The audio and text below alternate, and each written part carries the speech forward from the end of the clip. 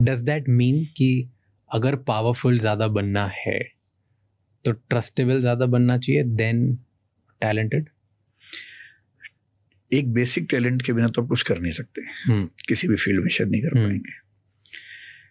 आप देखेंगे हर पॉलिटिशियन के आसपास कुछ लोग ऐसे हैं जो बहुत ट्रस्टेड हैं, लेकिन वो हमेशा ड्राइवर या एसोसिएट ही बने रहेंगे, क्योंकि उनमें टैलेंट उससे ज़्यादा नहीं है।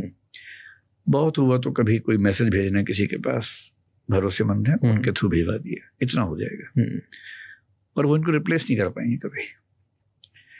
तो जिसको पावर चाहिए किसी भी संगठन में, उसको एबल तो होना ही पड़ेगा, टैलेंट इतना होना चाहिए कि वो जरूरत पड़ने पे उस पोजीशन को संभाल सके, लेकिन उससे ज्यादा उसको भरोसेमंद होना पड़ेगा। तो अगर आप बहुत आगे बढ़ना चाह रहे हैं तो भरोसेमंद बनिए किसी के, और अपने भरोसेमंद बनाते रहिए कुछ लोगों को।